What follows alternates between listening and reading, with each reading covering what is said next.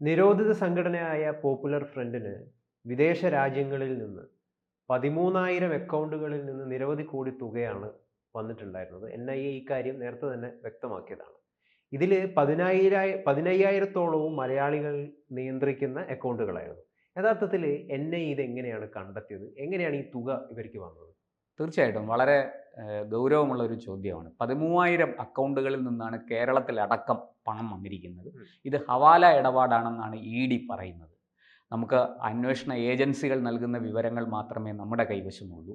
അതിൽ ഈ 13,000 അക്കൗണ്ടുകളിൽ 10,000 അക്കൗണ്ടുകളുടെയും ഉടമകൾ മലയാളികളാണ്. ഈ മലയാളികൾക്ക് ഇപ്പോൾ നാട്ടിൽ വരാൻ നിവൃത്തിയില്ല. വന്നാൽ അപ്പോൾ അറസ്റ്റിലാവും. ഈ 13,000 പേരും അറസ്റ്റിലാവും. അത് വ്യക്തമാണ്. കാരണം അത് വളരെ കൃത്യമായിട്ട് അവർക്കും അറിയാം. അതുകൊണ്ടാണ് അവർ നാട്ടിൽ വരാതിരിക്കുന്നത്. അതിൽപ്പെട്ട ഒരാൾ കഴിഞ്ഞ ദിവസം ഡൽഹി എയർപോർട്ടിൽ വന്നിറങ്ങിയ ബീഹാർ സ്വദേശി ആലം. ആലം അപ്പം തന്നെ പിടിയിലായി. അവിടെ വളരെ കൃത്യമാണ്. നമ്മുടെ എയർപോർട്ടിൽ അത്തരം ഈ പറയുന്ന 13,000 അക്കൗണ്ട് ഹോൾഡേഴ്സ് ഗൾഫിലെ പല രാജ്യങ്ങളിലും ഇവരുണ്ട്.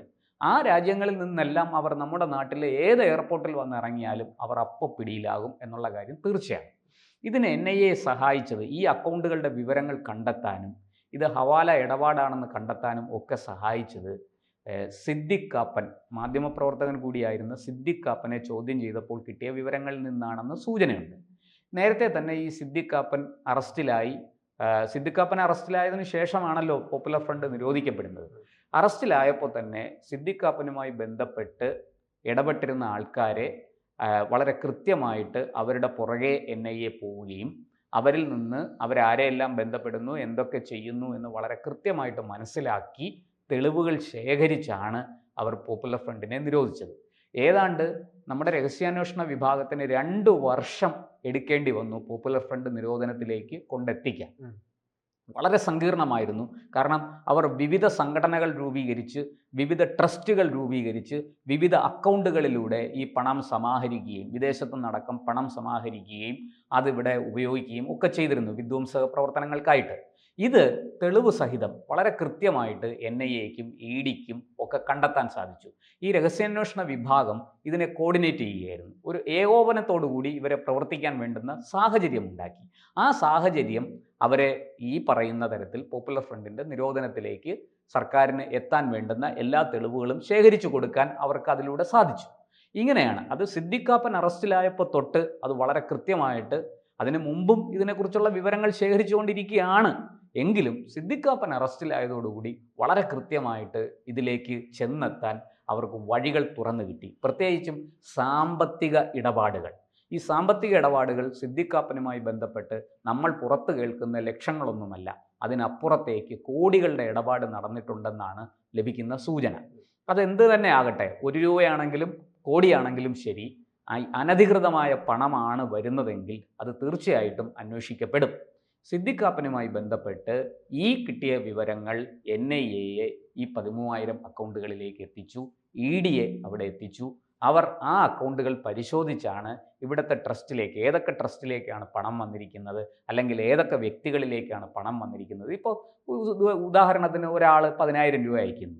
അത് ആരും അധികം അന്വേഷിക്കില്ല അതിനെക്കുറിച്ച്. ചെറിയ ചെറിയ ട്രാൻസാക്ഷനുകളാണ്. നമ്മുടെ നാട്ടിലൊരു നിയമമുള്ളത്, ഏതാണ്ട് നമ്മളിപ്പോൾ 1 വർഷം തുടർച്ചയായിട്ട് പണം അയക്കുന്നു ഒരു അക്കൗണ്ടിൽ നിന്ന് മറ്റൊരു അക്കൗണ്ടിലേക്ക്. അത് ഏതാണ്ട് ഒരു 5 ലക്ഷം രൂപയ്ക്ക് മുകളിലാണെങ്കിൽ അത് ബാങ്കുകാർ ആദ്യം അന്വേഷിക്കും. ഇത് ആരാണ്, എന്താണ് എന്നൊക്കെ ഉള്ളത് ചോദിക്കും. ഈ നാട്ടിലുള്ള അക്കൗണ്ടിലേക്കാണ് ഇങ്ങനെ വിദേശത്തുനിന്ന് പണം വരുന്നതെങ്കിൽ ആ പണം അയക്കുന്ന സ്രോതസ്സ്, പണം അയക്കുന്നയാളിൻ്റെ പണത്തിൻ്റെ ഉറവിടത്തെക്കുറിച്ച് ബാങ്കുകാർ നമ്മളോട് വെറുതെയെങ്കിലും, നമ്മൾ ബാങ്കിൽ ചെല്ലുമ്പോൾ നമ്മളോട് ചോദിക്കും, അല്ല ഇത് ആരാ ഈ പൈസ അയക്കുന്ന, എന്താണ് ജോലി, ആരാണ്, നിങ്ങളുമായിട്ടുള്ള ബന്ധം എന്താണ് എന്നൊക്കെ ചോദിക്കും. അത് 5 എന്നുള്ളത് 10 ആയാൽ കുറെ കൂടെ ഗൗരവത്തിൽ അന്വേഷിക്കും. 10, 20 ആയാലോ വളരെയധികം അതിൻ്റെ ആഴം വളരെയധികം വർദ്ധിച്ചു. അപ്പോൾ അവർ ഈ വിവരങ്ങൾ വളരെ പെട്ടെന്ന് ED, ഇൻകം ടാക്സ് പോലെയുള്ള ആൾക്കാർക്ക് കൈമാറും. ഇപ്പോൾ തീർച്ചയായിട്ടും ഗൾഫിൽ വലിയൊരു വ്യവസായം നടത്തുന്നയാളാണ്, അദ്ദേഹം നാട്ടിലേക്ക് പണം അയക്കുകയാണെങ്കിൽ തീർച്ചയായിട്ടും അത് വലിയ തുകകളുണ്ടാവും. അത് നമുക്ക് മനസ്സിലാക്കാം. അവിടുത്തെ ടേൺ ഓവറും അവിടുത്തെ വരുമാനവും ഒക്കെ അനുസരിച്ച് നാട്ടിലേക്ക് പണം അയക്കുന്നത് കൃത്യമായിട്ട് മോണിറ്റർ ചെയ്യാൻ പറ്റും, നിരീക്ഷിച്ച് നമുക്ക് മനസ്സിലാക്കാൻ പറ്റും. ഇത് അങ്ങനെയല്ലാത്ത സാധാരണ ജോലിക്ക് പോകുന്ന, ഇവിടെ ഒരു കടയിൽ സെയിൽസ്മാൻ ആയിട്ട് പോകുന്നു, ഒരു എന്താ പറയണ്ടേ, ഒരു മാർക്കറ്റിൽ ജോലിക്ക് പോകുന്നു, ഈ ഗാർഹിക ജോലികൾക്ക് പോകുന്നു, അല്ലെങ്കിൽ ഡ്രൈവറായിട്ട് പോകുന്നു, പെട്രോൾ പമ്പിൽ ജോലിക്ക് പോകുന്നു, മെക്കാനിക്കായിട്ട് പോകുന്നു, ഇങ്ങനെയൊക്കെയുള്ള വിസകളിൽ പോകുന്ന ആൾക്കാർ കൃത്യമായിട്ട് പണം അയക്കുമ്പോൾ അതിൻ്റെ സ്രോതസ്സുകൾ അന്വേഷിക്കപ്പെടുന്നുണ്ട്. അത് കാപ്പനിൽ നിന്നാണ് ഈ വിവരങ്ങൾ കിട്ടിയതെന്നാണ് നമുക്ക് ലഭിക്കുന്ന സൂചന. ഇപ്പോൾ പല ഓൺലൈൻ മാധ്യമങ്ങളിലും ഇത് സംബന്ധിച്ച് വാർത്ത ജയിൽ മോചിതനായി. ഇപ്പോൾ അദ്ദേഹം ജാമ്യത്തിലാണ്, ജയിൽ മോചിതനാണ് എന്നുള്ളതല്ല, അദ്ദേഹം ജാമ്യത്തിലാണ്. അദ്ദേഹത്തിനെതിരെ ചുമത്തപ്പെട്ടിരിക്കുന്നത് UAPA കുറ്റമാണ്. അത് പിന്നെ സാമ്പത്തിക ക്രമക്കേട് അടക്കം അദ്ദേഹത്തിനെതിരെ ചുമത്തപ്പെട്ടിട്ടുണ്ട്. അതിൻ്റെ വിചാരണയും കാര്യങ്ങളും ഒക്കെ കോടതിയിൽ നടക്കേണ്ടതുണ്ട്.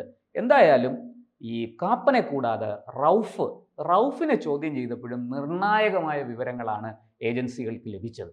ഈ റൌഫ് കുറെ കൂടെ കാപ്പനേക്കാൾ കൂടുതൽ ആഴത്തിൽ ഈ വിവരങ്ങൾ അറിയുന്നയാളാണ്. എന്തായാലും ഇതിൽ 10,000-ഓളം അക്കൗണ്ട് ഹോൾഡേഴ്സ് മലയാളികളാണെന്ന് പറയുന്നത് ശരിക്കും പറഞ്ഞു കഴിഞ്ഞാൽ ഞെട്ടിപ്പിക്കുന്ന ഒരു വിവരങ്ങളാണ്. അപ്പം അത്രയും ആളുകൾ കേരളത്തിൽ ഇരുന്നു കൊണ്ട് ഇന്ത്യ വിരുദ്ധ പ്രവർത്തനങ്ങൾക്ക് വേണ്ടിയിട്ട് സ്വന്തം കൈകളിൽ നിന്ന് സമ്പാദിച്ച പൈസ ഉപയോഗിക്കുന്നു എന്ന് പറയുന്നത് ശരിക്കും ഞെട്ടിപ്പിക്കുന്ന ഒരു വാർത്ത തന്നെയാണ്. അവിടെ ഒരു ചെറിയ തിരുത്തുണ്ട്. സ്വന്തം കൈകളിലെ പണമാണോ അതോ മറ്റേതെങ്കിലും വിധത്തിൽ കൊടുത്ത കള്ളപ്പണമാണോ? കള്ളപ്പണം ഈ രൂപത്തിൽ ഇങ്ങോട്ട് അയച്ചതാണോ? ഇതൊക്കെ വിവരങ്ങൾ പുറത്തു വരേണ്ടിയിരിക്കുന്നു. നമുക്കറിയില്ല. പുറത്തു വരുന്ന വിവരങ്ങൾ വെച്ചാണ് നമ്മൾ ഈ വാർത്ത വിശകലനം ചെയ്യുന്നത്. എന്തായാലും സിദ്ദിഖ് കാപ്പനെയും റൌഫിൻ്റെ കാര്യമാണല്ലോ ഞാൻ പറഞ്ഞത്. റൌഫ് വളരെ കൃത്യമായിട്ട് റൌഫിന് ധാരാളം വിവരങ്ങൾ ഏജൻസികൾക്ക് കൊടുക്കാൻ സാധിച്ചു. റൌഫിനെ ചോദ്യം ചെയ്തപ്പോഴാണ് ഇതിൽ പകുതിയിൽ കൂടുതൽ വിവരങ്ങൾ കിട്ടിയത്. പിന്നെ മറ്റുള്ള പലരെയും ചോദ്യം ചെയ്തു വന്നപ്പോൾ അവർക്ക് കൃത്യമായ തെളിവുകൾ ശേഖരിക്കാൻ ആവശ്യമായ വിവരങ്ങൾ കിട്ടി. അതിൻ്റെ പുറകെ അവർ പോയി കൃത്യമായ തെളിവുകൾ ശേഖരിച്ചതുകൊണ്ടാണ് ഇപ്പോൾ ഈ ബീഹാർ സ്വദേശി ആലം പിടിയിലായത്. വെറുതെ അല്ല. ഡൽഹി എയർപോർട്ടിൽ വന്നിറങ്ങി ഇന്ത്യൻ മണ്ണിൽ കാല് കുത്തിയ ഉടനെ തന്നെ പൊക്കുകയായിരുന്നു. അപ്പം തന്നെ NIA വന്നു ആളെയും കൊണ്ടുപോയി.